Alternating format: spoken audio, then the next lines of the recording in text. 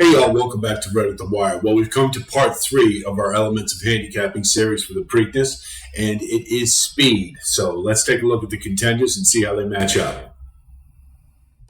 Part 3 of our series is speed. It's the record and evaluation of each contender's speed figures in comparison to the field and Preakness pars. So the Preakness pars, we have a buyer speed is about a 102 and a brisnet is a 105. Thoroughgraph is subjective based upon the race, so it's there's not necessarily a par for this particular race. Number 1, National Treasure in the one hole.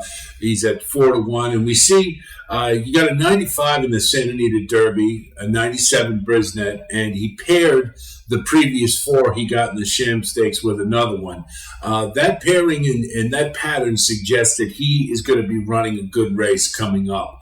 And if he could put him right in contention to be a win candidate here. Now, if you think about his training pattern, he may have needed one for the Sham. Some horses do. And so we can kind of draw a line through it a little bit until the next one.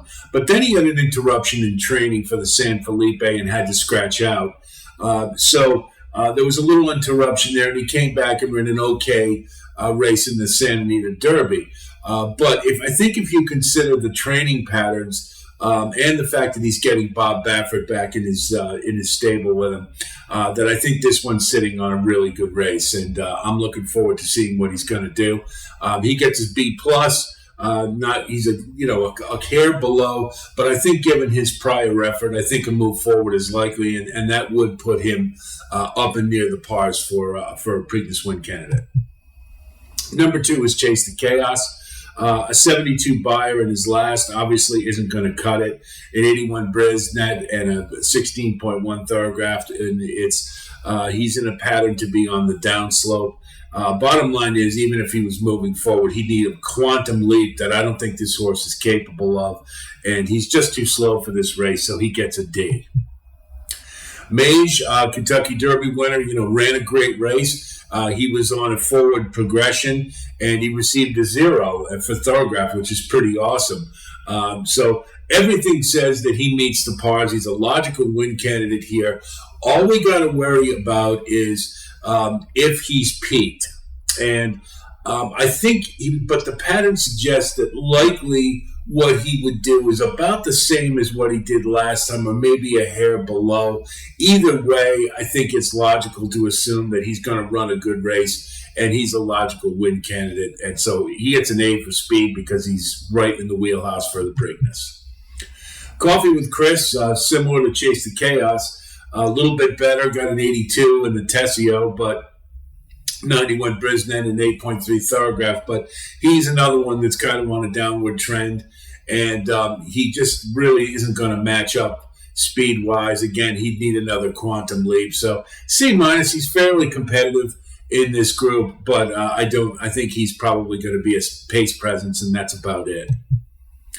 Red Route 1, we've seen him, but all Derby Trail season, and we know what he's going to do. The Bathhouse Row, he got a 92 buyer, which is pretty good. It wasn't I don't believe it was his career high, but it was a good number nonetheless. Got a 98 brisnet and a 6.2 thoroughgraph. The pattern suggests that he's going to have another move forward in this race. However, it's a 6.2 compared to a 0 for Mage, or likely a 1 or a 2 would be something that would be considered a winning number. So I think he'll move forward. Whether or not he can muster up enough to be considered a win candidate is a little debatable. So I think he's going to run a good race. I don't think there's any doubt about that. And certainly the pace, the question about the pace is kind of murky right now. It's we really don't know what it's going to be. It's even a worse situation than the Derby. So he'll need some pace to run to. We know that would help his cause. And we'll just have to see how that shakes out. But right now, I think he's in good shape, and I think he'll have a positive effort. Perform. The Tessio winner, we all went back and saw that great ride that Farragut Lynch gave him. That was one for the ages for sure. However, now we have to be a little cold and look at the numbers and see that he got an 85 buyer for that. 94 brisnet and an 8.1 on the thoroughgraph. Not going to cut it in this race. It was his career high. The question, the pattern suggests that perhaps he may regress a little bit, but regardless, even with a move forward, I think underneath is about the best this one could expect. And we just have to remember, just something I'll say right off the bat, we've all seen great jockey rides and we get excited by great performances by horses, for sure. But just remember, great jockey rides happen in claiming races too, but you're not going to bet them to win the Preakness. This is a good horse. This horse will be better over the course of his career. But right now, I don't think that he could do any better than probably third, or is my guess. So speed-wise, a C+. I think he's a good horse, and hopefully we'll get a solid effort out of him. Blazing Sevens is kind of interesting in that I think he validated himself in the Bluegrass with a decent third. I think he's I think he's a horse who has the class to compete in this field. He got a Thoroughgraph. He got a 3 last time. Now, with a move forward, he would be put right in square in the mix of this race.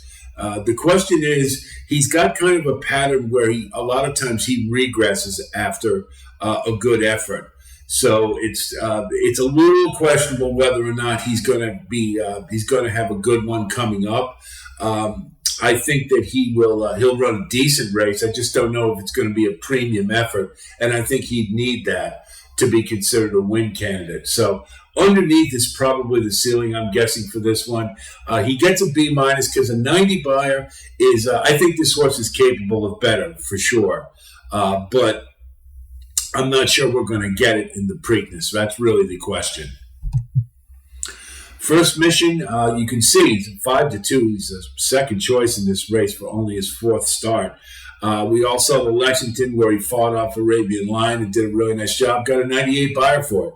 And a Brisnet 103. Those put him pretty close to the pars here, and would certainly, with another move forward, would make him competitive. He got a 3.1 on the Thoroughgraph, and moving up to a lower number from that would definitely make him a win candidate or contender.